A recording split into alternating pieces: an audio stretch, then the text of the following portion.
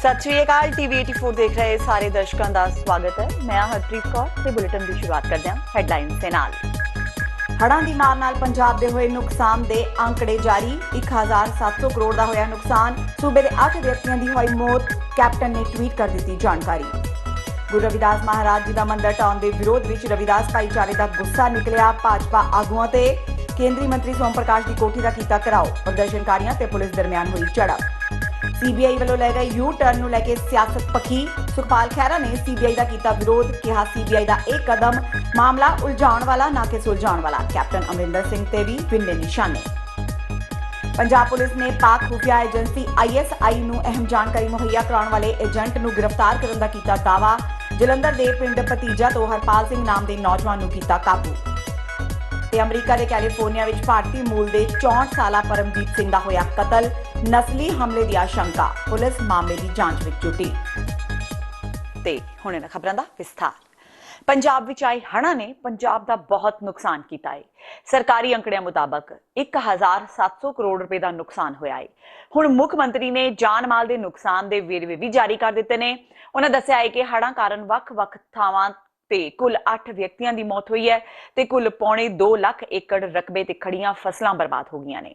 Captain ने अपने Twitter तो अंकड़े जारी करदे दस्सिया है कि पंजाब के 22 जिलों में 317.63 मिलीमीटर वर्खा हुई, जिस नाल कुल 18 जिले प्रभावित हुए ने। भारी बरसात कारण कुल 554 पिंडां विच रहिंदे 13,635 लोग प्रभावित हुए ने। कुल 8 मौतां विचों सब तो वध लुधियाना विच होईयां। इस इलावा फाजिलका, रूपनगर ते जलंधर जिलों में एक व्यक्ति की जान गई है। भारी मीह कारण आए हड़ां विच अजे एक व्यक्ति लापता दस्सिया गया है ते 12 जने जख्मी हुए ने। हालांकि इस सर्वेखण विच बीमारां की गिनती नहीं दसी गई। पंजाब ते हरियाणा हाईकोर्ट ने सूबे अंदर नशियां खिलाफ सख्ती दिखाउंदियां पंजाब सरकार नूं 25 निर्देश दिते ने। हाईकोर्ट ने सूबा सरकार नूं नशियां खिलाफ जागरूकता वधाउण नूं कहा है। इस इलावा नशियां खिलाफ बनाई STF नूं रीस्ट्रक्चर करन दे हुक्म दिते ने। निर्देशां विच कहा गया है कि स्कूलां विच बच्चियां नूं नशियां खिलाफ जागरूक कीता जावे। सरकारी ते प्राइवेट स्कूलां विच सीनियर टीचरां नूं नोडल अफसर नियुक्त कीता जावे ते किसी विद्यार्थी विच नशा करन दे लक्षण दिसन उत्ते तुरंत उसदे परिवार नूं सूचित कीता जावे। इस तों इलावा स्कूलां ते होर विद्यक संस्थावां दे बाहर सिविल कपड़ियां विच पुलिस दी तैनाती ते ड्रग माफिया खिलाफ मनी लॉन्ड्रिंग तहत भी कार्रवाई करने लई कहा गया है। मैडिकल दुकानां उत्ते भी खास निगरानी रखण नूं कहा गया है। दिल्ली के तुगलकाबाद में श्री गुरु रविदास महाराज जी का मंदिर ढाउण के मामले में रविदास भाईचारे ने अज केंद्रीय राज मंत्री सोम प्रकाश की कोठी का घिराओ किया। कोठी का घिराओ करन दौरान पुलिस के नाल रविदास भाईचारे की धक्का मुक्की हो गई।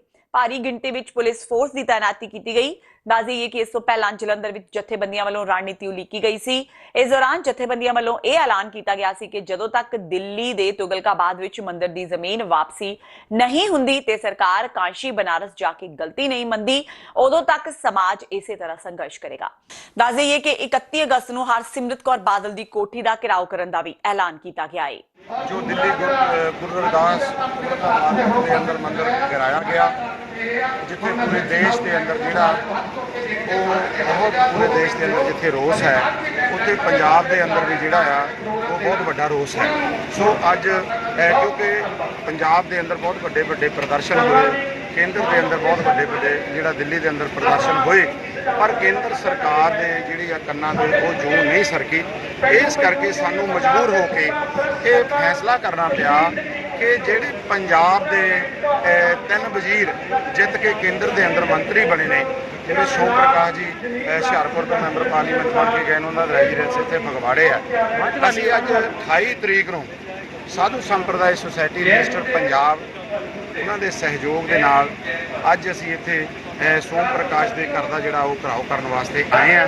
तुसीं देख रहे हैं कि 2 दिन के शॉर्ट नोटिस के उत्ते जिथे अज भारी गिनती के अंदर लोग जोड़े इत्थे पहुँचे ने, जिन्हां दे हिरदे बलूंदड़े गए ने, जिन्हां दे मन के अंदर बहुत बड़ा रोस है, वो लोग अज गुरु रविदास महाराज जी के होए अपमान का बदला लैण वास्ते इत्थे आए आ।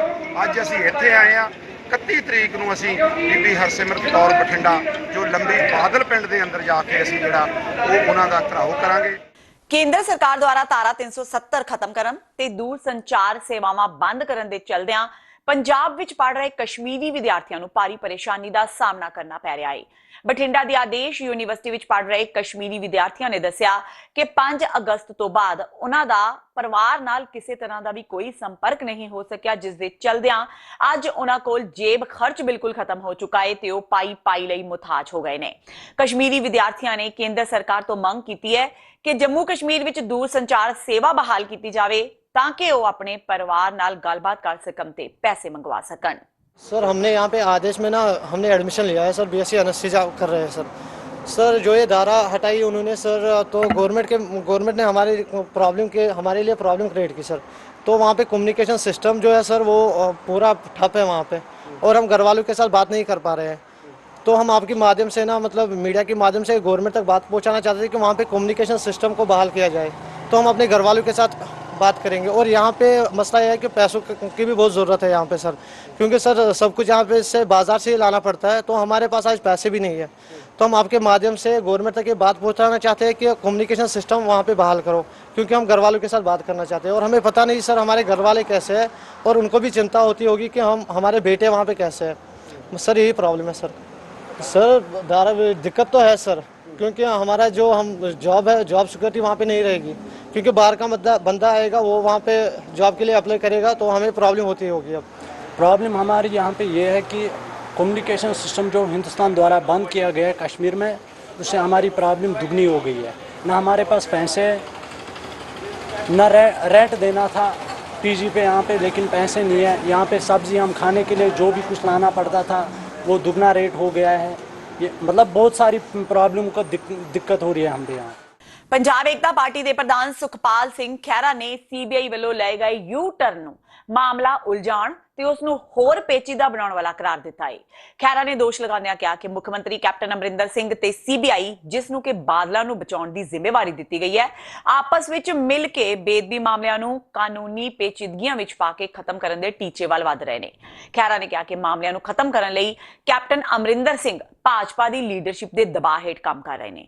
ਉਹਨਾਂ ਕਿਹਾ ਕਿ ਜਦੋਂ ਮਾਮਲਿਆਂ ਨੂੰ ਸੀਬੀਆਈ ਕੋਲੋਂ ਵਾਪਸ ਲੈਣ ਲਈ ਪੰਜਾਬ ਵਿਧਾਨ ਸਭਾ ਨੇ ਪ੍ਰਸਤਾਵ ਪਾਸ ਕਰ ਦਿੱਤਾ ਸੀ ਤਾਂ ਸੀਬੀਆਈ ਕਲੋਜ਼ਰ ਰਿਪੋਰਟ ਕਿਵੇਂ ਫਾਈਲ ਕਰ ਸਕਦੀ ਹੈ। ਹੁਣ ਅਚਾਨਕ ਸੀਬੀਆਈ ਮਾਮਲਿਆਂ ਨੂੰ ਫਿਰ ਖੋਲਣ ਜਾ ਰਹੀ ਹੈ ਕਿ ਇਹ ਮਜ਼ਾਕ ਨਹੀਂ ਹੈ। ਨਾਲ ਹੀ ਉਹਨਾਂ ਕਿਹਾ ਕਿ ਸਥਿਤੀ ਹੁਣ ਇਹ ਬਣ ਜਾਏਗੀ ਕਿ ਨਾ ਤਾਂ ਸੀਬੀਆਈ ਤੇ ਨਾ ਹੀ ਪੰਜਾਬ ਪੁਲਿਸ ਮਾਮਲਿਆਂ ਨੂੰ ਹੈਂਡਲ ਕਰ ਸਕੇਗੀ। ਤੁਸੀਂ ਸਾਰੇ ਜਾਣਦੇ ਹੋ ਕਿ ਪਿਛਲੇ ਦਿਨਾਂ ਵਿੱਚ ਜਿਹੜੀ ਸੀਬੀਆਈ ਇੰਡੀਆ ਦੀ ਪ੍ਰੀਮੀਅਰ ਏਜੰਸੀ ਗਿਣੀ ਗਈ ਆ, ਉਸ ਨੇ ਪਹਿਲਾਂ ਜਿਹੜੇ ਬਰਗਾੜੀ ਦੀ ਇਨਵੈਸਟੀਗੇਸ਼ਨ ਸੌਂਪੀ ਗਈ ਸੀ ਉਹਨਾਂ ਨੂੰ, ਉਹਦੇ 'ਚ ਉਹਨਾਂ ਨੇ ਕਲੋਜ਼ਰ ਰਿਪੋਰਟ ਫਾਈਲ ਕਰ ਦਿੱਤੀ। ਕਲੋਜ਼ਰ ਰਿਪੋਰਟ ਕਿਉਂ ਫਾਈਲ ਕੀਤੀ ਆ, ਉਹਦੇ 'ਤੇ ਕੀ ਪ੍ਰੈਸ਼ਰ ਸੀਗਾ, ਇਹ ਸੀਬੀਆਈ ਹੀ ਲੋਕਾਂ ਨੂੰ ਦੱਸ ਸਕਦੀ। ਪਰ ਉਸ ਕਲੋਜ਼ਰ ਰਿਪੋਰਟ ਦੀ ਹਾਹਾਕਾਰ ਮਚੀ। ਬਹੁਤ ਸਾਰੀਆਂ ਪੰਥਕ ਜਥੇਬੰਦੀਆਂ ਨੇ, ਜਿਹੜੇ ਸਹੀ ਵਿਚਾਰਧਾਰਾ ਦੇ ਲੋਕ ਨੇ, ਉਹਨਾਂ ਨੂੰ ਅਪੋਜ਼ ਕੀਤਾ ਕਿ ਇਹ ਤਾਂ ਤੁਸੀਂ ਸਾਰੇ ਕੇਸ ਨੂੰ ਖੁਰਦ-ਬੁਰਦ ਕਰ ਦਿਓਗੇ। ਹੁਣ ਕੱਲ ਦਾ ਪਰਸੋਂ ਦਾ ਇੱਕਦਮ ਯੂ ਟਰਨ ਫਿਰ ਮਾਰਿਆ ਸੀਬੀਆਈ ਨੇ, ਤੇ ਉਹਨਾਂ ਨੇ ਕਿਹਾ ਕਿ ਨਹੀਂ, ਅਸੀਂ ਇਸ ਕੇਸ ਨੂੰ ਦੁਬਾਰਾ ਰੀਇਨਵੈਸਟੀਗੇਟ ਕਰਾਂਗੇ। ਇਹਦੇ ਨਾਲ ਹੋਰ ਖਦਸ਼ਾ ਪੈਦਾ ਹੋ ਗਿਆ, ਕਿਉਂਕਿ ਜਿਹੜਾ ਅੱਜ ਇਸ ਵਕਤ ਮਾਹੌਲ ਆ ਦੇਸ਼ ਦੇ ਵਿੱਚ, ਸੀਬੀਆਈ ਇੱਕ ਹੱਥ ਠੋਕਾ ਬਣ ਕੇ ਕੰਮ ਕਰ ਰਹੀ ਕੇਂਦਰ ਦੀ ਸਰਕਾਰ। ਪਹਿਲਾਂ ਬੀਜੇਪੀ ਕਾਂਗਰਸ ਤੇ ਇਲਜ਼ਾਮ ਲਾਉਂਦੀ ਸੀਗੀ ਕਿ ਜਿਹੜੀ ਸੀਬੀਆਈ ਆ ਇਹ ਪਿੰਜਰੇ ਦਾ ਤੋਤਾ ਹੈ ਕਾਂਗਰਸ ਦਾ, ਔਰ ਉਹ ਸਿਲੈਕਟਿਵਲੀ ਆਪਣੇ ਓਪੋਨੈਂਟਸ ਨੂੰ ਟਾਰਗੇਟ ਕਰ ਰਹੀ ਹੈ। ਕੇਜਡ ਪੈਰਟ ਕਹਿੰਦੇ ਸੀਗੀ ਬੀਜੇਪੀ, ਬੜੇ ਸ਼ੋਰ ਮਚਾ ਕੇ ਕਹਿੰਦੀ ਸੀਗੀ। ਲੇਕਿਨ ਆ ਜਿਹੜੀ ਸੈਕੰਡ ਟੈਨਿਓਰ ਆਈ ਪਾਰਟਿਕੂਲਰਲੀ ਤੁਸੀਂ ਦੇਖੋਗੇ ਕੇਂਦਰ 'ਚ ਮੋਦੀ ਸਰਕਾਰ ਦੀ, ਇਹਦੇ 'ਚ ਸੀਬੀਆਈ ਹੁਣ ਬੀਜੇਪੀ ਦਾ ਹੱਥ ਠੋਕਾ ਬਣ ਕੇ, ਮੈਂ ਨਹੀਂ ਕਹਿੰਦਾ ਕਿ ਜਿਨ੍ਹਾਂ ਲੋਕਾਂ ਦੇ ਖਿਲਾਫ ਇਨਵੈਸਟੀਗੇਸ਼ਨ ਕੀਤੀ ਜਾ ਰਹੀ ਹੈ ਉਹ ਗਲਤ ਹੈ, ਪਰ ਕੀ ਹੁਣ ਇਕੱਲੇ ਬੀਜੇਪੀ ਦੇ ਓਪੋਨੈਂਟਸ ਹੀ ਸਾਰੇ ਕਰਪਟ ਸੀਗੇ? ਜਿਹੜੇ ਬੀਜੇਪੀ ਦੇ ਅਲਾਇੰਸ ਪਾਰਟਨਰਸ ਜਾਂ ਬੀਜੇਪੀ ਦੇ ਲੀਡਰਸ, ਆਪਣੇ ਪੰਜਾਬ ਦੀ ਗੱਲ ਕਰ ਲਈਏ, ਬਾਦਲ ਸਾਹਿਬ ਦਾ ਪਰਿਵਾਰ, ਕੀ ਇਹ ਸਾਰੇ ਦੁੱਧ ਤੋਤੇ ਹੋ ਗਏ ਕਿ ਇਹਨਾਂ ਦੇ ਖਿਲਾਫ ਕੋਈ ਇਨਵੈਸਟੀਗੇਸ਼ਨ ਨਹੀਂ? ਪਰ ਮੈਂ ਤੁਹਾਨੂੰ ਸਭ ਨੂੰ ਇਹ ਬੇਨਤੀ ਕਰਨਾ ਚਾਹੁੰਦਾ ਕਿ ਇਸ ਇਸ਼ੂ ਨੂੰ ਆਪਾਂ ਛੱਡ ਨਹੀਂ ਸਕਦੇ। ਇੰਤਜ਼ਾਰ ਕਰ ਸਕਦੇ ਹਾਂ ਕਿ ਹਾਂ ਕੈਪਟਨ ਸਾਹਿਬ ਕਹਿੰਦੇ ਮੈਂ ਤਾਕਤਵਰ ਬੰਦਿਆਂ ਦੇ ਖਿਲਾਫ ਕਿਸੇ ਨੂੰ ਬਖਸ਼ੂੰਗਾ ਨਹੀਂ, ਅਸੀਂ ਵੇਟ ਤਾਂ ਕਰ ਸਕਦੇ ਹਾਂ, ਲੇਕਿਨ ਇਸ ਨੂੰ ਛੱਡਿਆ ਨਹੀਂ ਜਾ ਸਕਦਾ। ਆਮ ਆਦਮੀ ਪਾਰਟੀ ਦੇ ਪੰਜਾਬ ਪ੍ਰਧਾਨ ਤੇ ਸੰਗਰੂਰ ਤੋਂ ਸੰਸਦ ਮੈਂਬਰ ਭਗਵੰਤ ਮਾਨ ਪੰਜਾਬ ਵਿੱਚ ਜਨਤਾ ਨਾਲ ਨੇੜਤਾ ਵਧਾਉਣ ਦੇ ਮਕਸਦ ਨਾਲ ਸ਼ੁਰੂ ਕੀਤੀ ਗਈ ਮੁਹਿੰਮ ਸਾਡਾ ਐਮਪੀ ਸਾਡੇ ਘਰ ਤਹਿਤ ਸੰਗਰੂਰ ਦੇ ਪਿੰਡ ਛਾਜਲੀ ਪਹੁੰਚੇ। ਇਸ ਦੌਰਾਨ ਉਹਨਾਂ ਨੇ ਪਿੰਡ ਦੇ ਲੋਕਾਂ ਨਾਲ ਮੁਲਾਕਾਤ ਕੀਤੀ ਤੇ ਉਹਨਾਂ ਦੀਆਂ ਸਮੱਸਿਆਵਾਂ ਸੁਣੀਆਂ। ਮਾਨ ਨੇ ਦੱਸਿਆ ਕਿ ਇਸ ਮੁਹਿੰਮ ਤਹਿਤ ਉਹ ਲੋਕ ਸਭਾ ਅਧੀਨ ਪੈਂਦੇ ਹਰੇਕ ਵਿਧਾਨ ਸਭਾ ਹਲਕੇ ਦੇ ਇੱਕ ਵੱਡੇ ਪਿੰਡ ਨੂੰ ਚੁਣਦੇ ਨੇ ਤੇ ਫਿਰ ਉੱਥੇ ਬੈਠ ਕੇ 10-15 ਪਿੰਡਾਂ ਦੇ ਲੋਕਾਂ ਤੇ ਪੰਚਾਇਤਾਂ ਦੀਆਂ ਮੰਗਾਂ ਤੇ ਮੁਸ਼ਕਲਾਂ ਸੁਣਦੇ ਨੇ। ਮਾਨ ਨੇ ਕਿਹਾ ਕਿ ਉਹਨਾਂ ਦੀ ਇਸ ਮੁਹਿੰਮ ਨੂੰ ਜਨਤਾ ਵੱਲੋਂ ਭਰਵਾਂ ਹੁੰਗਾਰਾ ਮਿਲ ਰਿਹਾ ਹੈ। ਉਹਨਾਂ ਕਿਹਾ ਕਿ ਇਸ ਮੁਹਿੰਮ ਦਾ ਮੁੱਖ ਟੀਚਾ ਲੋਕਾਂ ਦੀਆਂ ਮੁਸ਼ਕਲਾਂ ਦਾ ਹੱਲ ਕਰਨਾ ਹੈ। ਇਸ ਮੌਕੇ ਉਹਨਾਂ ਨਾਲ ਵਿਧਾਨ ਸਭਾ ਦੇ ਵਿਰੋਧੀ ਧਿਰ ਦੇ ਨੇਤਾ ਹਰਪਾਲ ਸਿੰਘ ਚੀਮਾ ਵੀ ਮੌਜੂਦ ਰਹੇ। ਅਸੀਂ ਇੱਕ ਮੁਹਿੰਮ ਸ਼ੁਰੂ ਕੀਤੀ ਹੋਈ ਹੈ, ਸਾਡਾ ਐਮਪੀ ਸਾਡੇ ਘਰ, ਜਿਸ ਦੇ ਤਹਿਤ ਅਸੀਂ ਵਿਧਾਨ ਸਭਾ ਹਲਕੇ ਦਾ ਇੱਕ ਵੱਡਾ ਪਿੰਡ ਚੁਣਦੇ ਹਾਂ ਪਹਿਲੇ ਗੇੜ 'ਚ, ਤੇ ਉਸ ਪਿੰਡ ਦੇ ਲੋਕ ਤਾਂ ਪੈਦਲ ਹੀ ਆ ਜਾਂਦੇ ਨੇ ਤੇ ਆਲੇ ਦੁਆਲੇ ਦੇ 10-10 15-15 ਕਿਲੋਮੀਟਰ ਦੀਆਂ ਪੰਚਾਇਤਾਂ ਜਾਂ ਉਹ ਲੋਕ ਜਿਨ੍ਹਾਂ ਦੀਆਂ ਕੋਈ ਨਿੱਜੀ ਸਮੱਸਿਆਵਾਂ ਨੇ ਉਹ 10 ਕਿਲੋਮੀਟਰ ਸਾਈਕਲ ਤੇ ਸਕੂਟਰ ਤੇ ਜਾਂ ਜੋ ਵੀ ਸਾਧਨ ਆ ਉਹਨਾਂ ਕੋਲੇ ਉੱਥੇ ਆ ਕੇ ਆਪਣਾ ਸਭ ਤੋਂ ਪਹਿਲਾਂ ਨਾਮ ਲਿਖਾ ਦਿੰਦੇ ਨੇ।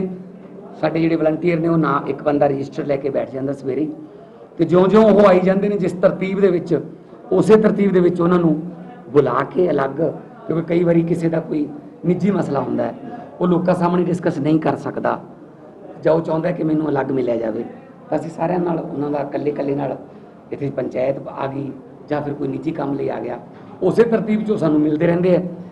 ਸੋ ਇਹ ਬੜਾ ਉਤਸ਼ਾਹ ਇਸ ਮੁਹਿੰਮ ਦਾ ਸਾਨੂੰ ਬਹੁਤ ਭਰਵਾਂ ਹੁੰਗਾਰਾ ਮਿਲਿਆ। ਲੋਕਾਂ ਦੁਆਰਾ ਜਿਹੜੀ ਫੀਡਬੈਕ ਇਹੀ ਹੈ ਕਿ ਪਹਿਲੀ ਵਾਰ ਹੋਇਆ ਕਿ ਸਾਡੇ ਕੋਲੇ ਆ ਕੇ ਸਾਡਾ ਜਿਹੜਾ ਚੁਣਿਆ ਹੋਇਆ ਪ੍ਰਤੀਨਿਧੀ ਹੈ ਉਹ ਬਹਿ ਕੇ ਸਾਡੀ ਗੱਲ ਸੁਣ ਰਿਹਾ ਹੈ, ਔਰ ਐਮਐਲਏ ਸਾਹਿਬ ਵਿਰੋਧੀ ਧਿਰ ਦੇ ਨੇਤਾ ਨੇ ਜਿਹੜੀਆਂ ਪੰਜਾਬ ਸਰਕਾਰ ਨਾਲ ਸੰਬੰਧਿਤ ਸ਼ਿਕਾਇਤਾਂ ਨੇ ਉਹਨਾਂ ਨੂੰ ਇਹ ਨਿਪਟਾਉਂਦੇ ਨੇ ਮੌਕੇ 'ਤੇ, ਜਾਂ ਜੇ ਕੋਈ ਕਾਗਜ਼ ਪੱਤਰ ਘੱਟ ਹੈ ਜਾਂ ਕੋਈ ਲੀਗਲੀ ਕੋਈ ਸਲਾਹ ਦੇਣੀ ਹੈ ਕਾਨੂੰਨੀ, ਉਹ ਵੀ ਉਹਨਾਂ ਨੂੰ ਅਸੀਂ ਪ੍ਰੋਵਾਈਡ ਕਰਾਉਂਦੇ ਹਾਂ। ਤੇ ਜਿਹੜੀ ਬਜਾਏ ਇਸ ਦੇ ਕਿ ਲੋਕ 500-700 ਦੀ ਗਿਣਤੀ 'ਚ ਸੰਗਰੂਰ ਚੱਲ ਕੇ ਜਾਣ, ਅਸੀਂ ਇੱਕ, ਉਹਨਾਂ ਨੇ 500-700 ਨੇ ਜਾਣਾ, ਅਸੀਂ ਇੱਕ ਨੇ ਜਾਣਾ, ਤਾਂ ਅਸੀਂ ਉਹਨਾਂ ਕੋਲ ਜਾ ਰਹੇ ਹਾਂ। ਤੇ ਪੰਜਾਬ ਵਿੱਚ ਆਏ ਹੜ੍ਹਾਂ ਨਾਲ ਕਾਫੀ ਬੁਰਾ ਹਾਲ ਹੈ। ਪੰਜਾਬ ਸਰਕਾਰ ਕੁਝ ਨਹੀਂ ਕਰ ਰਹੀ। ਗੈਰ ਸਰਕਾਰੀ ਸਮਾਜ ਸੇਵੀ ਸੰਸਥਾਵਾਂ ਤੇ ਲੋਕਾਂ ਵੱਲੋਂ ਪ੍ਰਭਾਵਿਤ ਥਾਵਾਂ ਤੇ ਮਦਦ ਕੀਤੀ ਜਾ ਰਹੀ ਹੈ। ਇਹ ਕਹਿਣਾ ਹੈ ਸਾਬਕਾ ਵਿੱਤ ਮੰਤਰੀ ਪਰਮਿੰਦਰ ਸਿੰਘ ਢੀਂਡਸਾ ਦਾ। ਪਰਮਿੰਦਰ ਸਿੰਘ ਢੀਂਡਸਾ ਨੇ ਕਿਹਾ ਕਿ ਉਹਨਾਂ ਨੇ ਵੀ ਪਿੰਡਾਂ ਵਿੱਚ ਜਾ ਕੇ ਦੇਖਿਆ ਹੈ ਕਿ ਕਿਵੇਂ ਲੋਕਾਂ ਦਾ ਬੁਰਾ ਹਾਲ ਹੈ। ਉਹਨਾਂ ਕਿਹਾ ਕਿ ਕੇਂਦਰ ਸਰਕਾਰ ਵੱਲੋਂ 450 ਕਰੋੜ ਰੁਪਏ ਦੇ ਕਰੀਬ ਹੜ੍ਹਾਂ ਲਈ ਦਿੱਤਾ ਗਿਆ ਹੈ। ਜਿਵੇਂ ਸਰਕਾਰ ਇਸ ਨੂੰ ਵਰਤ ਕੇ ਹੋਰ ਫੰਡ ਲਈ ਕਹੇਗੀ, ਕੇਂਦਰ ਹੋਰ ਫੰਡ ਰਿਲੀਜ਼ ਕਰ ਦੇਗਾ। ਇਸ ਤੋਂ ਇਲਾਵਾ ਢੀਂਡਸਾ ਨੇ ਗਊ ਸੈਸ ਬਾਰੇ ਵੀ ਆਪਣੇ ਵਿਚਾਰ ਪੇਸ਼ ਕੀਤੇ। ਕੀ ਕੁਝ ਕਿਹਾ ਢੀਂਡਸਾ ਨੇ, ਆਓ ਸੁਣਦੇ ਹਾਂ। ਸਰਕਾਰ ਵੱਲੋਂ ਤਕਰੀਬਨ ਹਰ ਚੀਜ਼ ਦੇ ਉੱਤੇ ਕਾਊ ਸੈਸ ਲਾਇਆ ਗਿਆ, ਤੇ ਜਦ ਦੀ ਕਾਂਗਰਸ ਸਰਕਾਰ ਬਣੀ ਉਦੋਂ ਤੱਕ ਜਿਹੜਾ ਕਾਊ ਸੈਸ ਸੀ ਇਹਦੀ ਡਿਸਟ੍ਰੀਬਿਊਸ਼ਨ ਬੰਦ ਕਰਤੀ ਗਈ ਹੈ। ਨਾ ਤਾਂ ਗਊਸ਼ਾਲਾ ਨੂੰ, ਨਾ ਹੀ ਡਿਸਟ੍ਰਿਕਟ ਐਡਮਿਨਿਸਟ੍ਰੇਸ਼ਨ ਨੂੰ, ਨਾ ਹੀ ਜਿਹੜੀਆਂ ਡਿਸਟ੍ਰਿਕਟ ਦੀਆਂ ਗਊਸ਼ਾਲਾ ਨੂੰ, ਕਿਤੇ ਵੀ ਇਹ ਪੈਸੇ ਦੀ ਯੂਟਿਲਾਈਜੇਸ਼ਨ ਨਹੀਂ ਹੋ ਰਹੀ। ਤੇ ਇਹ ਜਿਹੜੇ ਬੇਸਿਕ ਕਾਨੂੰਨ ਦੀ ਉਲੰਘਣਾ ਹੈ, ਕਿਉਂਕਿ ਜਿਸ ਮਕਸਦ ਲਈ ਪੈਸਾ ਇਕੱਠਾ ਕੀਤਾ ਜਾਂਦਾ ਹੈ ਉਹਦੇ ਤੇ ਹੀ ਖਰਚਿਆ ਜਾ ਸਕਦਾ ਹੈ। ਇਹ ਇੱਕ ਡੈਡੀਕੇਟਡ ਫੰਡ ਹੈ ਕਾਊ ਸੈਸ ਦਾ, ਇਹ ਪੈਸਾ ਉੱਥੇ ਹੀ ਲੱਗਣਾ ਚਾਹੀਦਾ।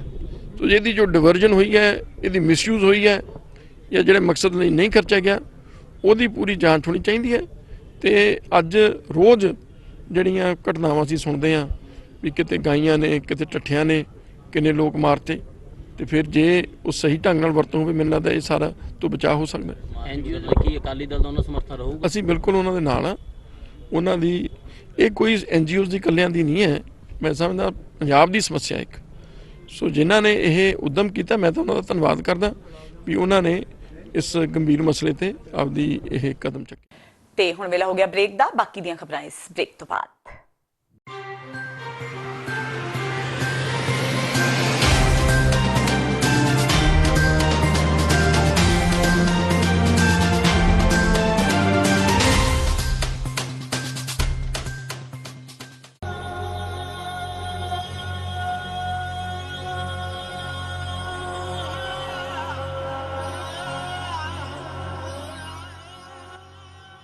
ਭਾਖੜਾ ਡੈਮ ਦੇ ਫਲੱਡ ਗੇਟਸ ਖੋਲਣ ਕਾਰਨ ਪੰਜਾਬ ਦੇ ਹਜ਼ਾਰਾਂ ਪਿੰਡ ਪਾਣੀ ਦੀ ਮਾਰ ਹੇਠ ਆਏ। ਹਜ਼ਾਰਾਂ ਏਕੜ ਫਸਲ ਹੋਈ ਤਬਾਹ। ਯੂਨਾਈਟਿਡ ਸਿੱਖਸ ਦੀਆਂ ਟੀਮਾਂ ਸੁਲਤਾਨਪੁਰ ਲੋਧੀ, ਰੋਪੜ, ਲੁਧਿਆਣਾ, ਅਨੰਦਪੁਰ ਸਾਹਿਬ ਅਤੇ ਹੋਰ ਇਲਾਕਿਆਂ ਵਿਖੇ ਪੀੜਤ ਪਰਿਵਾਰਾਂ ਦੀ ਮਦਦ ਵਿੱਚ ਰੁੱਝੀਆਂ ਹੋਈਆਂ ਹਨ। ਲੋਕਾਂ ਨੂੰ ਸਾਫ਼ ਪਾਣੀ, ਸੁੱਕਾ ਰਾਸ਼ਨ ਅਤੇ ਹੋਰ ਜ਼ਰੂਰੀ ਸਮਾਨ ਮੁਹੱਈਆ ਕਰਵਾਇਆ ਜਾ ਰਿਹਾ ਹੈ। ਬਿਮਾਰੀਆਂ ਦੇ ਫੈਲਾਅ ਨੂੰ ਰੋਕਣ ਲਈ ਅਸੀਂ ਪਿੰਡਾਂ ਵਿੱਚ ਮੋਬਾਈਲ ਮੈਡੀਕਲ ਕੈਂਪਸ ਸਥਾਪਿਤ ਕਰਨ ਜਾ ਰਹੇ ਹਾਂ। ਯੂਨਾਈਟਿਡ ਨੇਸ਼ਨਸ ਤੋਂ ਮਾਨਤਾ ਪ੍ਰਾਪਤ ਸਿੱਖ ਜਥੇਬੰਦੀ ਯੂਨਾਈਟਿਡ ਸਿੱਖਸ ਵੱਲੋਂ ਡੁੱਬਦੇ ਪੰਜਾਬ ਨੂੰ ਬਚਾਉਣ ਸਦਕਾ ਤੁਹਾਡੀ ਮਦਦ ਲਈ ਅਪੀਲ ਕੀਤੀ ਜਾਂਦੀ ਹੈ। ਹੇਠ ਦਿੱਤੀ ਜਾਣਕਾਰੀ ਰਾਹੀਂ ਤੁਸੀਂ ਸਾਡੇ ਤੱਕ ਪਹੁੰਚ ਕਰਕੇ ਆਪਣੇ ਦਸਵੰਧ ਨਾਲ ਰਾਹਤ ਕਾਰਜਾਂ ਵਿੱਚ ਹਿੱਸਾ ਪਾ ਸਕਦੇ ਹੋ।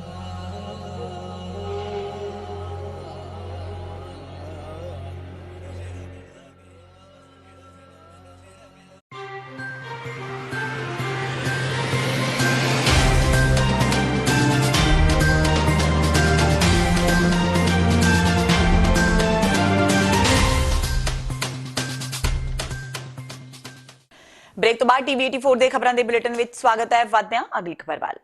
ਜਲੰਧਰ ਦਿਹਾਤੀ ਪੁਲਿਸ ਨੇ ਪਾਕਿਸਤਾਨ ਖੁਫੀਆ ਏਜੰਸੀ ISI ਨੂੰ ਦੇਸ਼ ਦੀ ਸੁਰੱਖਿਆ ਨਾਲ ਜੁੜੀ ਅਹਿਮ ਜਾਣਕਾਰੀ ਮੁਹੱਈਆ ਕਰਵਾਉਣ ਵਾਲੇ ਏਜੰਟ ਨੂੰ ਗ੍ਰਿਫਤਾਰ ਕੀਤਾ ਹੈ। ਪੁਲਿਸ ਨੇ ਉਸ ਨੂੰ ਕਰਤਾਰਪੁਰ ਦੇ ਪਿੰਡ ਭਤੀਜਾ ਤੋਂ ਗ੍ਰਿਫਤਾਰ ਕੀਤਾ ਹੈ। ਪੁਲਿਸ ਨੇ ਏਜੰਟ ਦਾ ਰਿਮਾਂਡ ਲੈ ਕੇ ਜਾਂਚ ਸ਼ੁਰੂ ਕਰ ਦਿੱਤੀ ਹੈ। ਜਲੰਧਰ ਪੁਲਿਸ ਮੁਤਾਬਕ ਮੁਲਜ਼ਮ ਦਾ ਨਾਮ ਹਰਪਾਲ ਸਿੰਘ ਹੈ ਤੇ ਹਰਪਾਲ ਪਾਕਿਸਤਾਨ ਵਿੱਚ ਬੈਠੇ ਪਾਕਿਸਤਾਨ ਗੁਰਦੁਆਰਾ ਪ੍ਰਬੰਧਕ ਕਮੇਟੀ ਦੇ ਸਾਬਕਾ ਜਨਰਲ ਸਕੱਤਰ ਗੋਪਾਲ ਚਾਵਲਾ, खालिस्तान लिबरेशन फोर्स के रणजीत सिंह नेटा ते Kulwant Singh Mathada, national human rights से यूके के मैंबर परमजीत सिंह गरेवाल सने कई संगठनों को खुफिया जानकारी मुहैया करवाਉਂਦਾ ਸੀ। पुलिस की जांच ਵਿੱਚ सामने आया है कि इसका पिता ते मां आदमपुर बेस ਵਿੱਚ कॉन्ट्रैक्ट ਤੇ काम करते सन। ਉਸ ਤੋਂ ਬਾਅਦ ਉਸ ਨੂੰ ਇੱਥੇ ਕੰਟਰੈਕਟ ਤੇ ਬਤੌਰ ਚੌਕੀਦਾਰੀ ਦਾ ਕੰਮ ਮਿਲ ਗਿਆ। ਉਸ ਨੇ ਉੱਥੇ ਕਿਹੜੀ ਜਾਣਕਾਰੀ ਭੇਜੀ ਹੈ ਇਸ ਤੇ ਅਜੇ ਜਾਂਚ ਚੱਲ ਰਹੀ ਹੈ। ਪੁਲਿਸ ਨੇ ਗੁਪਤ ਸੂਚਨਾ ਮਿਲਣ ਤੋਂ ਬਾਅਦ ਪਿੰਡ ਵਿੱਚ ਛਾਪੇਮਾਰੀ ਕਰ ਹਰਪਾਲ ਨੂੰ ਗ੍ਰਿਫਤਾਰ ਕੀਤਾ, ਜਿਸ ਕੋਲੋਂ ਇੱਕ मोबाइल ਤੇ ਹੋਰ ਕਈ ਦਸਤਾਵੇਜ਼ ਬਰਾਮਦ ਹੋਏ ਨੇ ਜਿਨ੍ਹਾਂ ਦੀ ਜਾਂਚ ਕਰਵਾਈ ਜਾ ਰਹੀ ਹੈ।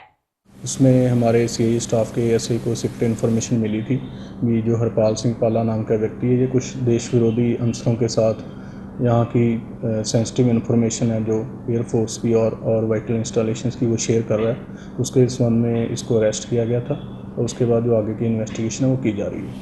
अभी जो हमारी मुढ़ली इन्वेस्टिगेशन है उसमें यही सामने आया भी जो यहाँ की जो सेंसिटिव इन्फॉर्मेशन थी जैसे एयरफोर्स की, उसके संबंध में इसने information out of the country भेजी है। तो उसको अभी हम इन्वेस्टिगेशन में देख रहे हैं अभी इसने क्या इन्फॉर्मेशन भेजी है, किसको भेजी है, that is the matter of investigation. अभी प्रिलिमिनरी इन्वेस्टिगेशन में यहाँ तक ही क्लियर हुआ है। इससे पहले इसके खिलाफ़ अभी तक कोई हमारे उसमें नहीं आया है कोई इसके खिलाफ़ FI रजिस्टर हो, लेकिन फिर भी अभी हमने इसको रिमांड पे लिया है तो डिटेल में इन्वेस्टिगेशन कर रहे हैं। अगर इसके खिलाफ़ कोई और FIRs पहले रजिस्टर हैं तो आपको बताया जाए। ਮੋਗਾ ਦੇ ਕਸਬਾ ਧਰਮਕੋਟ ਦੇ ਥਾਣੇ ਦੇ ਹੌਲਦਾਰਾਂ ਦਲਵੀਰ ਸਿੰਘ ਤੇ ਉਸਦੇ ਸਾਥੀ ਨੂੰ ਪਿੰਡ ਵਾਸੀਆਂ ਵੱਲੋਂ ਬੰਨ ਕੇ ਬੇਰਹਿਮੀ ਨਾਲ ਕੁੱਟਣ ਦੀ ਇੱਕ ਵੀਡੀਓ ਸਾਹਮਣੇ ਆਈ ਹੈ। ਇਹ ਵੀਡੀਓ ਸੋਸ਼ਲ ਮੀਡੀਆ ਤੇ ਖੂਬ ਵਾਇਰਲ ਹੋ ਰਹੀ ਹੈ। ਪਿੰਡ ਵਾਸੀ ਕਹਿ ਰਹੇ ਨੇ ਕਿ ਪੁਲਿਸ ਮੁਲਾਜ਼ਮ ਨਸ਼ਾ ਬਲੈਕ ਕਰ ਰਿਹਾ ਸੀ। ਇਸ ਮਾਮਲੇ ਵਿੱਚ ਪੁਲਿਸ ਨੇ ਹੌਲਦਾਰ ਦਲਵੀਰ ਤੇ ਉਸਦੇ ਸਾਥੀ ਖਿਲਾਫ ਮਾਮਲਾ ਦਰਜ ਕਰ ਲਿਆ ਹੈ। ਪੁਲਿਸ ਨੇ ਹੌਲਦਾਰ ਉੱਤੇ ਦਰਜ ਕੀਤੇ ਮਾਮਲੇ ਵਿੱਚ ਹਵਾਲਾ ਦਿੱਤਾ ਹੈ ਕਿ ਬਸਤੀ ਵਿੱਚ ਰਹਿਣ ਵਾਲੇ ਦਿਲਬਾਗ ਸਿੰਘ ਦੀ ਆਪਣੀ ਕਿਰਾਏਦਾਰ ਮਹਿਲਾ ਦੇ ਨਾਲ ਝਗੜਾ ਸੀ ਤੇ ਉਸਦੇ ਸਮਝੌਤੇ ਦੇ ਲਈ ਉਹਨਾਂ ਦੋਹਾਂ ਵਿੱਚ ਹੱਥੋਂ-ਪਾਈ ਹੋ ਗਈ। ਇਸ ਵਿੱਚ ਹੌਲਦਾਰ ਦਲਵੀਰ ਤੇ ਉਸਦੇ ਸਾਥੀ ਨੇ ਨੂੰਹ ਨਾਲ ਕੁੱਟਮਾਰ ਕੀਤੀ। ਵਾਇਰਲ ਹੋਈ ਵੀਡੀਓ ਵਿੱਚ ਹੈੱਡ ਕਾਂਸਟੇਬਲ ਦਲਬੀਰ ਸਿੰਘ ਤੇ ਉਸਦੇ ਨਾਲ ਆਏ ਇੱਕ ਵਿਅਕਤੀ ਨੂੰ ਕੁੱਟਦੇ ਹੋਏ ਦਿਖਾਈ ਦੇ ਰਹੇ ਨੇ। ਕੁੱਟਮਾਰ ਵਾਲੇ ਲੋਕ ਹੈੱਡ ਕਾਂਸਟੇਬਲ ਨੂੰ ਇਹ ਕਹਿ ਕੇ ਗਾਲਾਂ ਕੱਢ ਰਹੇ ਨੇ ਕਿ ਉਹ ਚਿੱਟਾ ਵੇਚਣ ਆਇਆ ਸੀ। ਪੱਟੀ ਵਸਤੀ ਬਲੈਕ ਕਰਦੇ ਫੜੇ ਗਏ ਦੋਨੇ, ਡੋਡੇ ਫੀਮ ਚਿੱਟਾ ਵੇਚਦੇ। ਆ ਕੌਣ ਆ ਨਾਲ? ਇਹ ਬੰਦਾ ਰੇੜਮਾ ਦਾ। ਇਹ ਰੇੜਮਾ ਦਾ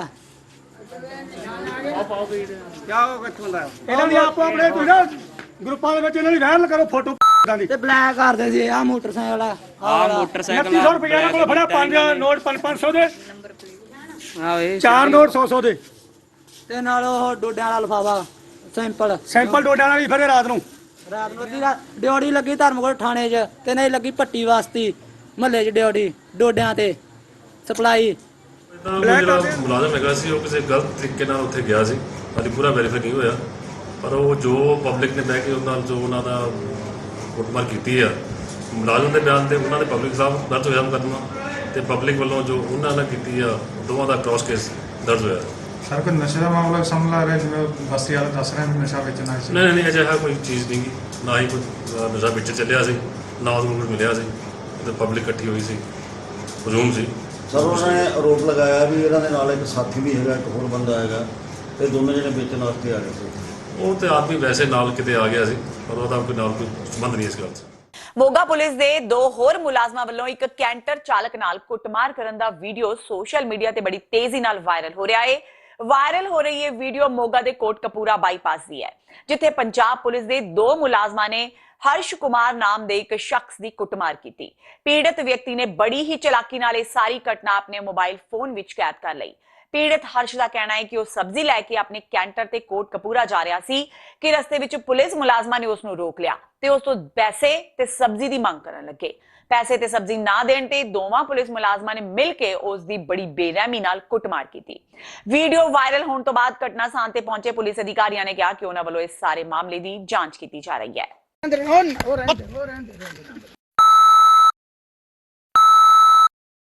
ਮੈਂ ਕੋਈ ਨਜਾਇਜ਼ ਨਹੀਂ ਤੁਹਾਨੂੰ ਕੁਝ ਕਹਿ ਰਿਹਾ, ਤੁਸੀਂ ਮੈਨੂੰ ਡਾਂਗਾ ਮਾਰੀ ਜਾਂਦੇ ਹੋ।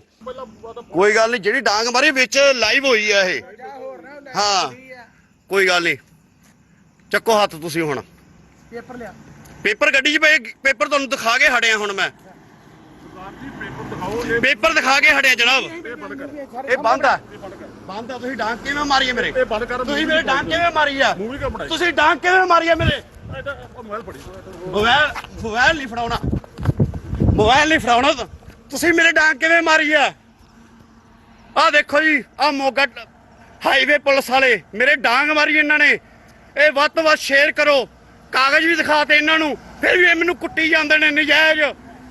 ਨਵੀਂ ਆ ਰਹੀ ਫਿਲਮ ਇਸ਼ਕ ਮਾਈ ਰਿਲੀਜਨ ਵਿਵਾਦਾਂ ਵਿੱਚ ਘਿਰ ਗਈ ਹੈ। ਫਿਲਮ ਦੇ ਪੋਸਟਰ ਉੱਤੇ ਇਤਰਾਜ਼ ਕੀਤਾ ਗਿਆ ਹੈ। ਪੋਸਟਰ ਵਿੱਚ ਸਿੱਖਾਂ ਦੇ ਧਾਰਮਿਕ ਚਿੰਨ੍ਹ ਖੰਡੇ ਦਾ ਗਲਤ ਇਸਤੇਮਾਲ ਕੀਤਾ ਗਿਆ ਹੈ। ਫਿਲਮ ਦੇ ਇੱਕ ਪੋਸਟਰ ਵਿੱਚ ਦਰਬਾਰ ਸਾਹਿਬ ਨੂੰ ਪੈਰਾਂ ਵਿੱਚ ਦਿਖਾਇਆ ਗਿਆ ਹੈ। ਇਹ ਫਿਲਮ 30 ਅਗਸਤ ਨੂੰ ਰਿਲੀਜ਼ ਹੋਣੀ ਹੈ। ਸਿੱਖ ਜਥੇਬੰਦੀਆਂ ਨੇ ਇਸ ਪੋਸਟਰ ਉੱਤੇ ਸਖਤ ਇਤਰਾਜ਼ ਜਤਾਇਆ ਹੈ। ਜਥੇਬੰਦੀਆਂ ਨੇ ਪੋਸਟਰ ਵਿੱਚੋਂ ਦਰਬਾਰ ਸਾਹਿਬ ਦੀ ਫੋਟੋ ਤੇ ਖੰਡਾ ਹਟਾਉਣ ਦੀ ਮੰਗ ਕੀਤੀ ਹੈ। ਦਿੱਲੀ ਸਿੱਖ ਗੁਰਦੁਆਰਾ ਪ੍ਰਬੰਧਕ ਕਮੇਟੀ ਦੇ ਪ੍ਰਧਾਨ ਮਨਜਿੰਦਰ ਸਿੰਘ ਸਿਰਸਾ ਨੇ ਅਜਿਹਾ ਨਾ ਕਰਨ ਉੱਤੇ 295 ਤਹਿਤ ਕੇਸ ਦਰਜ ਕਰਵਾਇਆ ਤੇ ਸੰਘਰਸ਼ ਵਿੱਢਣ ਦੀ ਚੇਤਾਵਨੀ ਦਿੱਤੀ ਹੈ।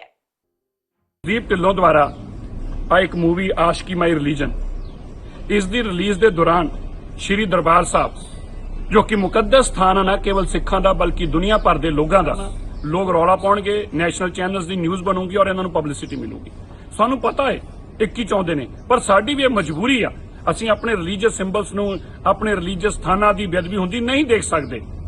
ਮੈਂ ਪ੍ਰਕਾਸ਼ ਜਾਵੇਦਕਰ ਜੀ ਨੂੰ ਇਹ ਬੇਨਤੀ ਕੀਤੀ ਆ, ਇਹਨਾਂ ਐਸੀ ਮੂਵੀਜ਼ ਦੇ ਖਿਲਾਫ ਸਟੈਂਡਿੰਗ ਇੰਸਟਰਕਸ਼ਨ ਹੋਣੀ ਚਾਹੀਦੀਆਂ ਨੇ। ਕੋਈ ਵੀ ਅਗਰ ਰਿਲੀਜੀਅਸ ਸਿੰਬਲ ਨੂੰ, ਰਿਲੀਜੀਅਸ ਸੈਂਟੀਮੈਂਟਸ ਹਰਟ ਕਰਕੇ ਕੋਈ ਮੂਵੀ ਪ੍ਰਮੋਟ ਕਰਨ ਦੀ ਕੋਸ਼ਿਸ਼ ਕਰੇਗਾ, ਕੰਟਰੋਵਰਸੀ ਕਰਨ ਦੀ ਕੋਸ਼ਿਸ਼ ਕਰੇਗਾ, ਉਸ ਮੂਵੀ ਨੂੰ ਬੈਨ ਕੀਤਾ ਜਾਵੇ ਤਾਂ ਕਿ ਉਹਨਾਂ ਨੂੰ ਇੱਕ ਪਰਮਾਨੈਂਟਲੀ ਇੱਕ ਮੈਸੇਜ ਆਵੇ ਔਰ ਐਸੀ ਕੋਈ ਕੋਸ਼ਿਸ਼ ਨਾ ਕਰੇ ਬਾਲੀਵੁੱਡ ਅੰਦਰ ਜਿਹੜੀ ਕਿ ਬਾਰ-ਬਾਰ ਕੀਤੀ ਜਾਂਦੀ ਆ। ਮੈਂ ਗੁਰਦੀਪ ਢਿੱਲੋਂ ਨੂੰ ਵੀ ਚੇਤਾਵਨੀ ਦੇਣਾ ਚਾਹੁੰਦਾ, ਅਸੀਂ ਕਿਸੇ ਸੂਰਤ ਅੰਦਰ ਇਸ ਮੂਵੀ ਨੂੰ ਨਹੀਂ ਚੱਲਣ ਦਿਆਂਗੇ। ਇਹਦੇ ਜ਼ਿੰਮੇਵਾਰ ਤੁਸੀਂ ਹੋਗੇ, ਜੋ ਇਹਦਾ ਖਮਿਆਜਾ ਹੈ ਉਹਦੇ ਜ਼ਿੰਮੇਵਾਰ ਤੁਸੀਂ ਹੋਗੇ। ਅਸੀਂ ਰਿਟਨ ਚ ਲਿਖ ਕੇ ਦਿੱਤਾ ਹੈ, ਇਮੀਡੀਏਟਲੀ ਨੂੰ ਵਿਡਰਾ ਕਰੋ। ਇਹਦੇ ਤੋਂ ਦਰਬਾਰ ਸਾਹਿਬ ਦਾ ਸਿੰਬਲ ਉਤਾਰ ਕੇ ਦੀ ਮਾਫੀ ਮੰਗੋ, ਨਹੀਂ ਤਾਂ ਮੂਵੀ 30 ਤਰੀਕ ਨੂੰ ਹਾਲਾਂ ਦੇ ਬਾਹਰ ਜੋ ਹੋਏਗਾ ਉਹਦੇ ਜ਼ਿੰਮੇਵਾਰ ਤੁਸੀਂ ਠਹਿਰਾਈ ਜਾਓਗੇ। ਅਮਰੀਕਾ ਦੇ ਕੈਲੀਫੋਰਨੀਆ ਵਿੱਚ ਭਾਰਤੀ ਮੂਲ ਦੇ 64 ਸਾਲਾ ਪਰਮਜੀਤ ਸਿੰਘ ਦਾ ਕਤਲ ਕਰ ਦਿੱਤਾ ਗਿਆ। ਮੀਡੀਆ ਰਿਪੋਰਟਾਂ ਮੁਤਾਬਕ ਪਰਮਜੀਤ ਸਿੰਘ ਜਦੋਂ ਸ਼ਾਮ ਦੀ ਸੈਰ ਕਰ ਰਹੇ ਸਨ ਤਾਂ ਅਣਪਛਾਤੇ ਵਿਅਕਤੀ ਨੇ ਉਹਨਾਂ ਤੇ ਹਮਲਾ ਕਰ ਦਿੱਤਾ, ਜਿਸ ਨਾਲ ਉਹਨਾਂ ਦੀ ਮੌਤ ਹੋ ਗਈ। ਲੋਕਾਂ ਦਾ ਕਹਿਣਾ ਹੈ ਕਿ ਪਰਮਜੀਤ ਸਿੰਘ ਇੱਕ ਸਿੱਖ ਸਨ, ਸ਼ਾਇਦ ਇਸੇ ਕਰਕੇ ਉਹਨਾਂ ਤੇ ਹਮਲਾ ਕੀਤਾ ਗਿਆ। ਦੱਸ ਦਈਏ ਕਿ ਪਰਮਜੀਤ ਸਿੰਘ ਤੇ ਟੈਰੇਸੀ ਵਿੱਚ ਗ੍ਰੇਚਨ ਟੈਲੀ ਪਾਰਕ ਵਿੱਚ ਸ਼ਾਮ ਦੇ ਕਰੀਬ 9 ਵਜੇ ਹਮਲਾ ਕੀਤਾ ਗਿਆ ਤੇ ਜ਼ਖਮਾਂ ਦੀ ਤਾਬ ਨਾ ਚੱਲਦਿਆਂ ਉਹਨਾਂ ਦੀ ਮੌਤ ਹੋ ਗਈ।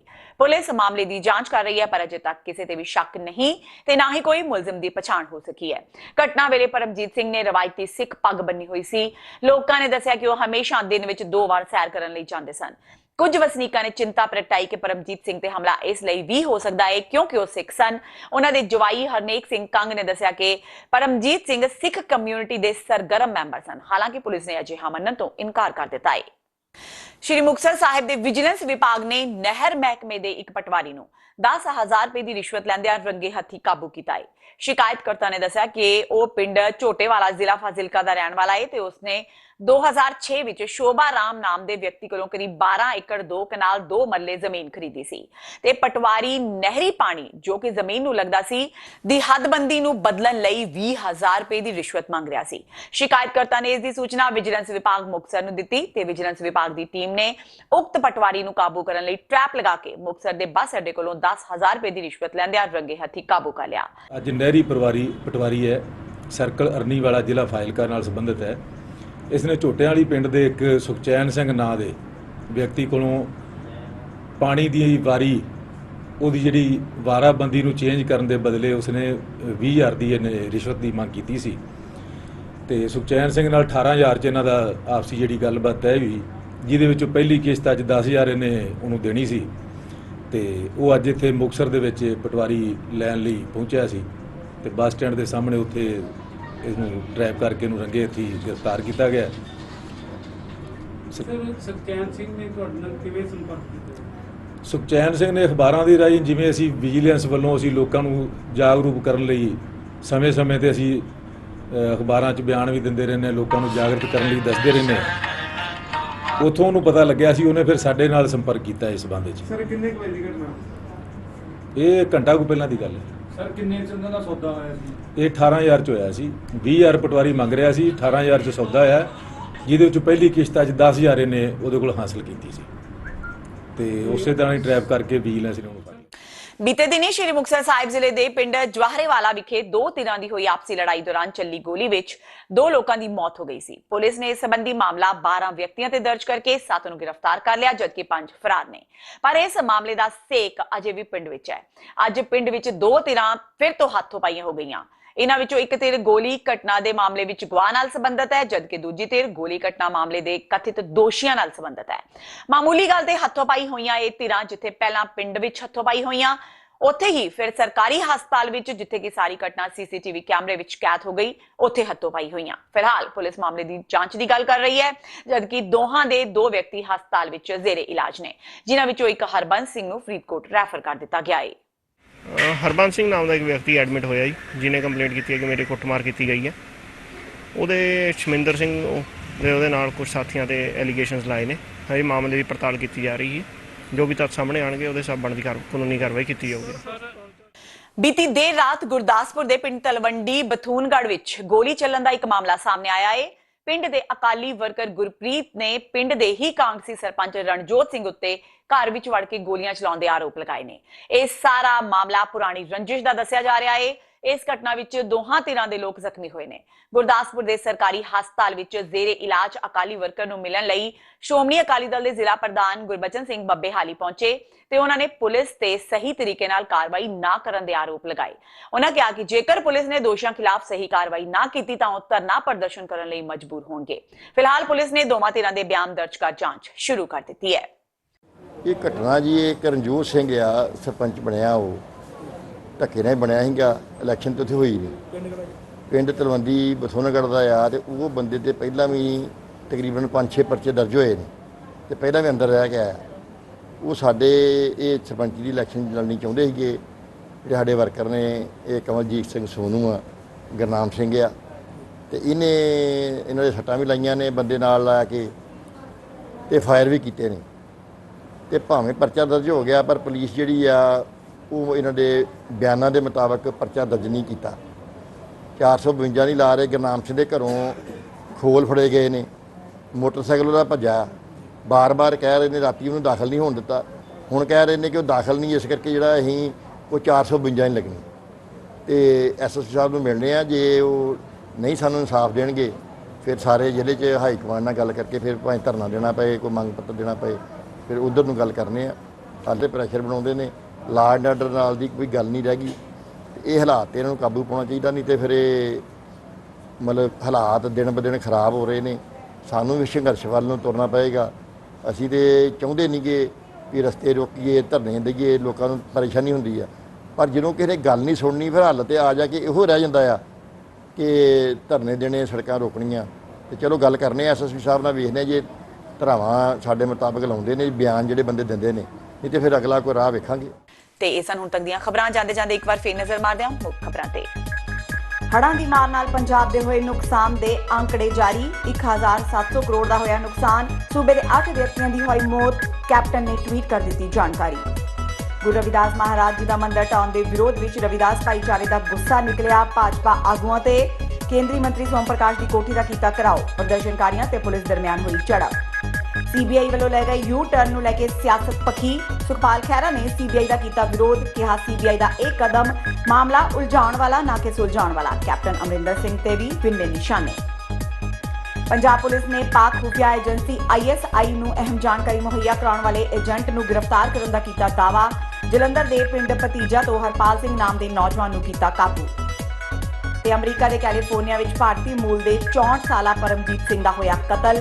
ਨਸਲੀ ਹਮਲੇ ਦੀ ਆਸ਼ੰਕਾ, ਪੁਲਿਸ ਮਾਮਲੇ ਦੀ ਜਾਂਚ ਵਿੱਚ ਜੁਟੀ। ਇਸ ਨਾਲ ਹੀ TV 84 ਦਾ ਖਬਰਾਂ ਦਾ ਇਹ ਬੁਲੇਟਿਨ ਖਤਮ ਹੁੰਦਾ ਹੈ। ਮੈਨੂੰ ਹਰਪ੍ਰੀਤ ਕੌਰ ਨੂੰ ਦਿਓ ਇਜਾਜ਼ਤ। ਸਤਿ ਸ਼੍ਰੀ ਅਕਾਲ।